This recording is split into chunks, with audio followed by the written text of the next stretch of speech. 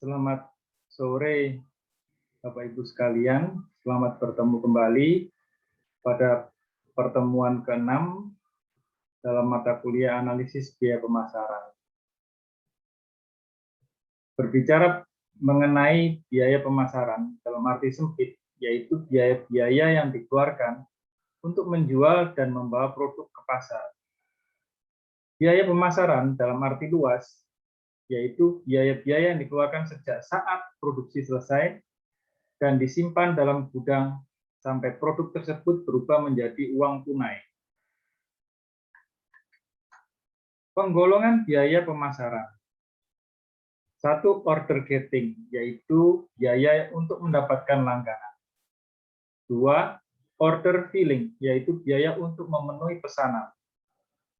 Order getting cost, yaitu semua biaya yang dikeluarkan dalam usaha memperoleh pesanan.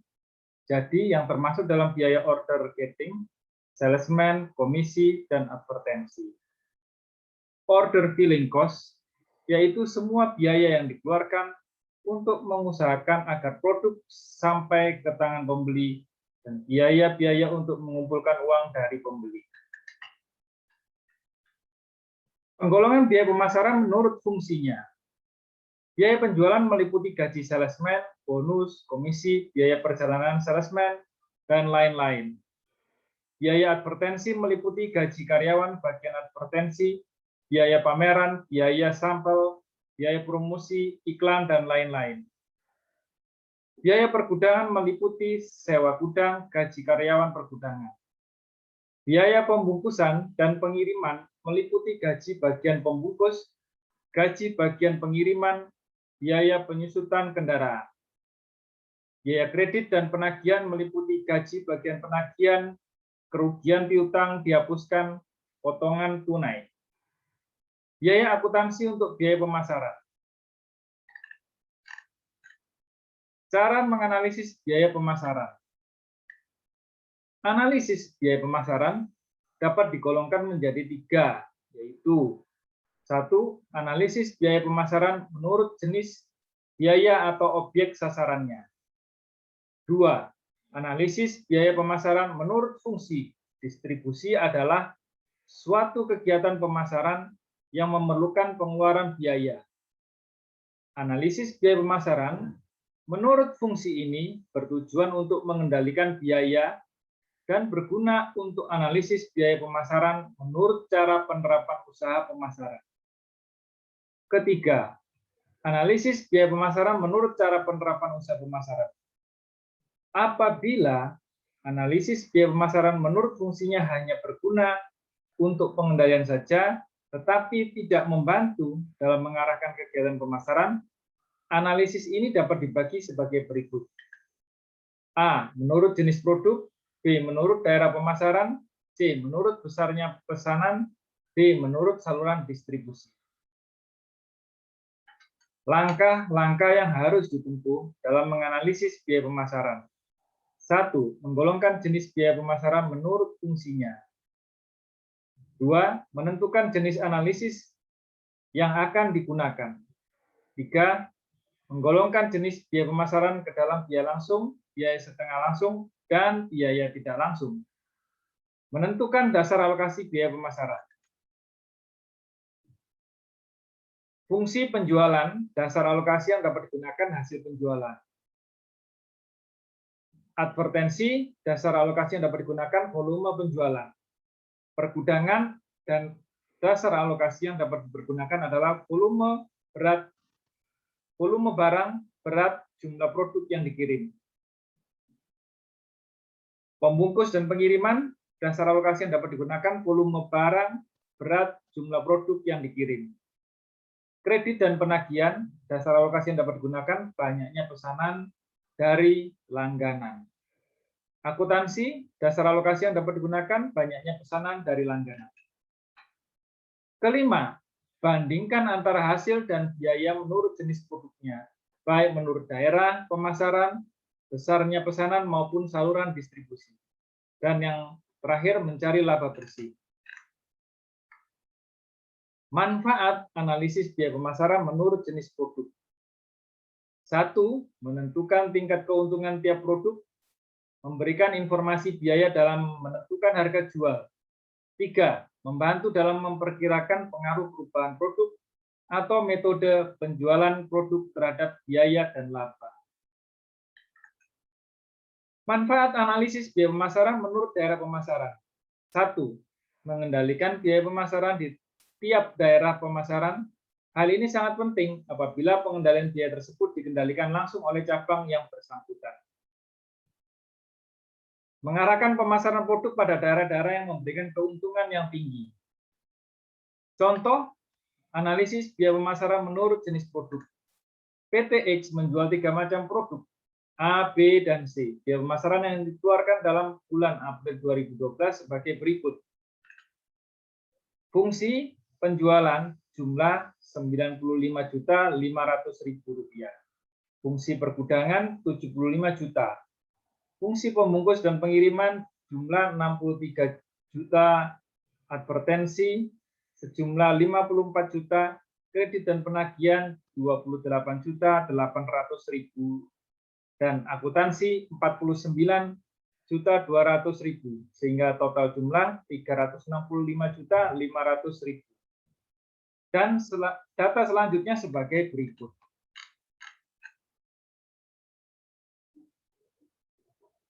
Harga jual per unit A 10.000, B 15.000, C 18.000.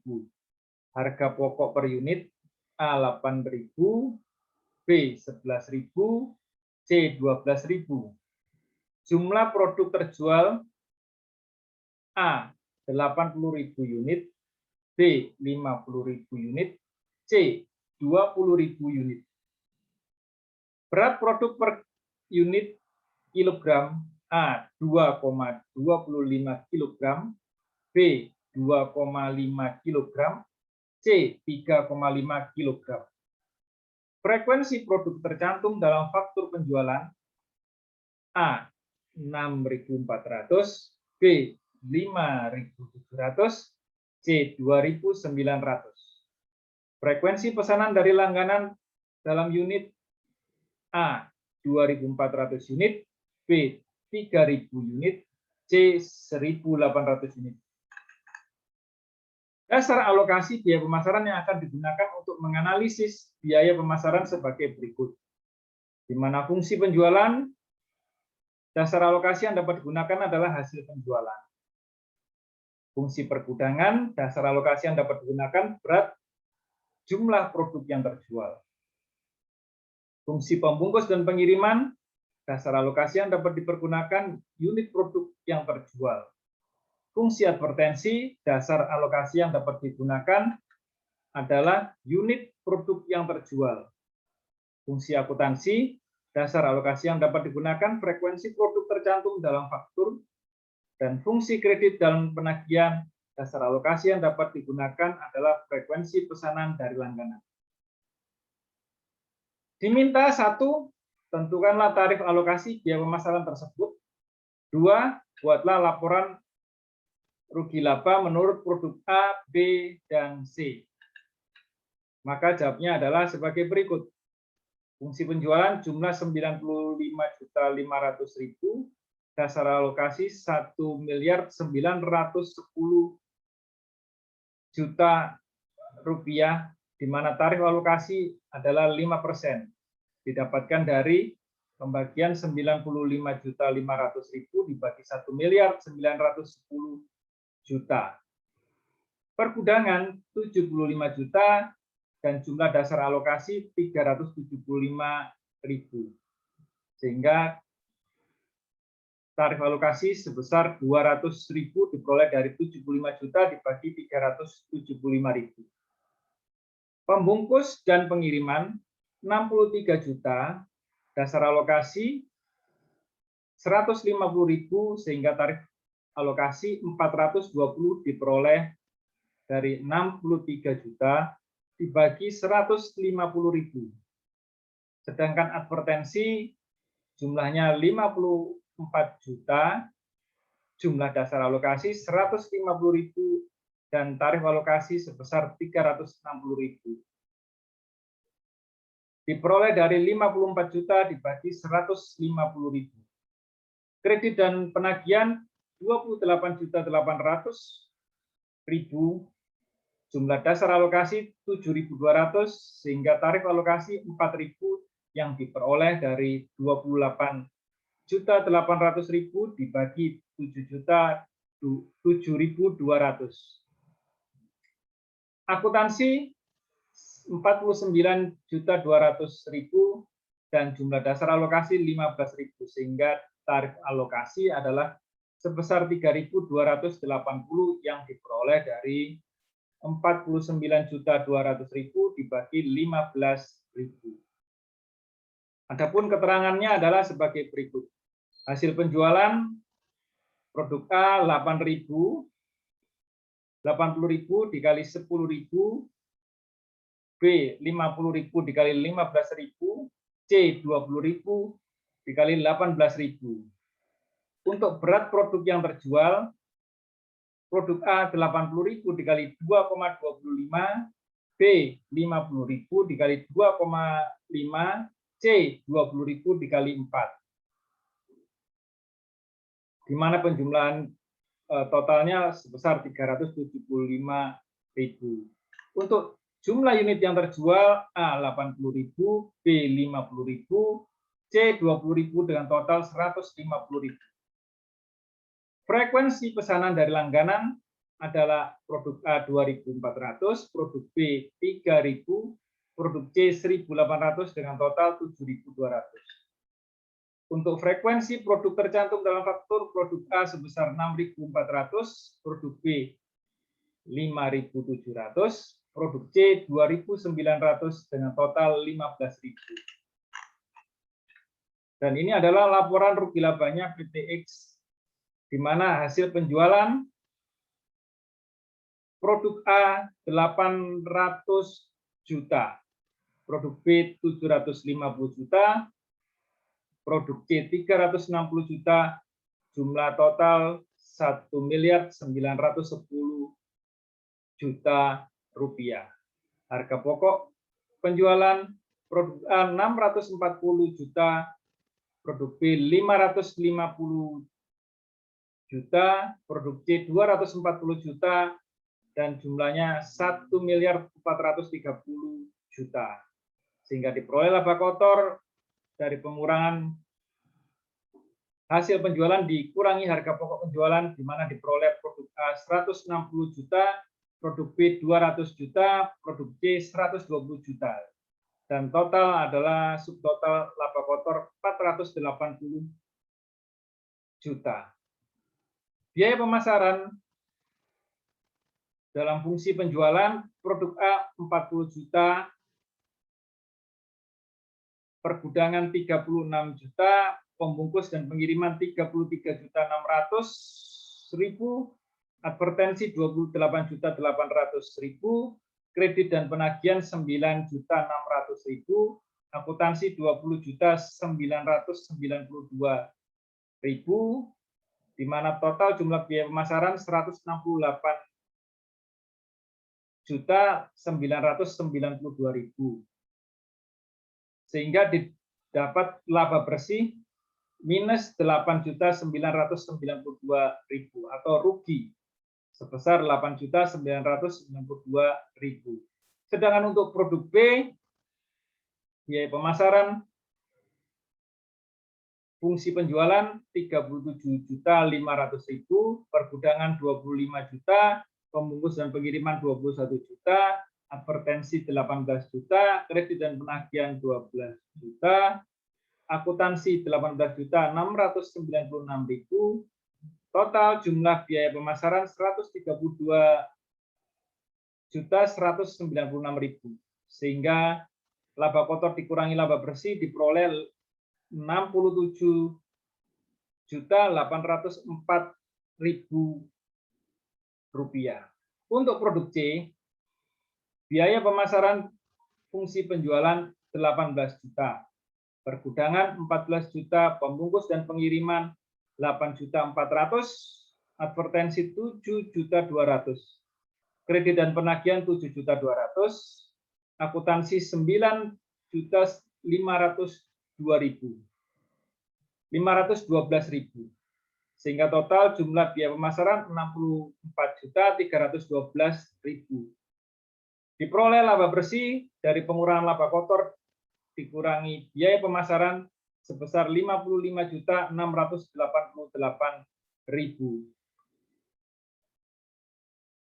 Sehingga dapat dikatakan total biaya jumlah pemasaran sebesar 365.500 dan akan diperoleh laba bersih sebesar 114.500.000 rupiah yang diperoleh dari 480 juta dikurangi 365.500.000 rupiah. Contoh analisis biaya pemasaran menurut daerah pemasaran. PT X menjual satu jenis produk di dua daerah pemasaran, yaitu Jatim atau Jawa Timur dan Jabar atau Jawa Barat. Biaya pemasaran yang dikeluarkan selama bulan Mei 2021 sebagai berikut. Fungsi penjualan jumlah 57.600. Dasarnya adalah hasil penjualan, pergudangan 30.600, dasarnya berat produk yang terjual, pembungkus dan pengiriman 25.600, dasarnya unit produk yang terjual. Advertensi 54.400, dasarnya adalah unit produk yang terjual. Kredit dan penagihan 9.840, dasarnya frekuensi pesanan dari langganan. Akuntansi 27.840, dasarnya frekuensi produk tercantum dalam faktur. Totalnya sebesar 205.880. Data mengenai harga jual, harga pokok, kuantitas, berat, dan transaksi produk tersebut dalam bulan Mei 2021 sebagai berikut. Harga jual per unit untuk Jatim 12, Jabar 12. Harga pokok per unit 8, Jatim, Jabar 8. Berat produk per unit kilogram, Jatim 2,25, Jabar 2,25. Frekuensi produk tercantum dalam faktur, Jatim 4.000, Jabar 2.400. Frekuensi pesanan dari langganan dalam unit, Jatim 1.800 unit, Jabar 600 unit. Jumlah produk terjual dalam unit 55.000, Jatim, Jabar 25.000. Diminta buatlah tarif alokasi biaya pemasaran. 2. Buatlah laporan rugi laba menurut daerah pemasaran. Fungsi penjualan jumlahnya 57.600, jumlah dasar alokasi 960.000. Di mana tarif alokasi diperoleh dari jumlah dibagi jumlah dasar alokasi sehingga diperoleh 6%. Untuk penjualan pergudangan jumlah 30.600, dasar alokasi 180.000, tarif alokasi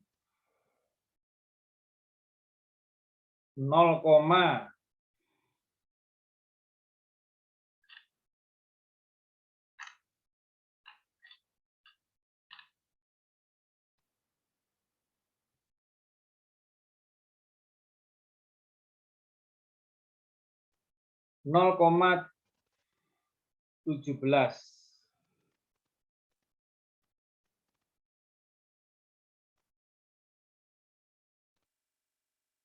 Pembungkus 25.600, jumlah dasar alokasi 80.000,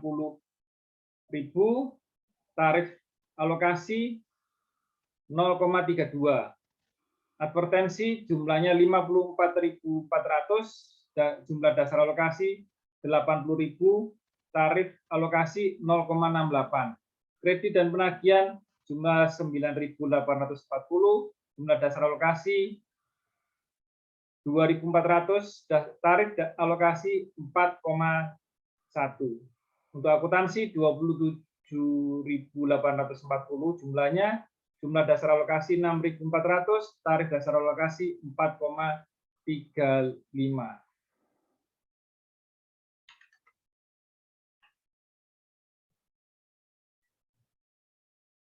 di mana hasil penjualan Jatim adalah sebesar 660.000, Jabar 300.000, dengan total 960.000.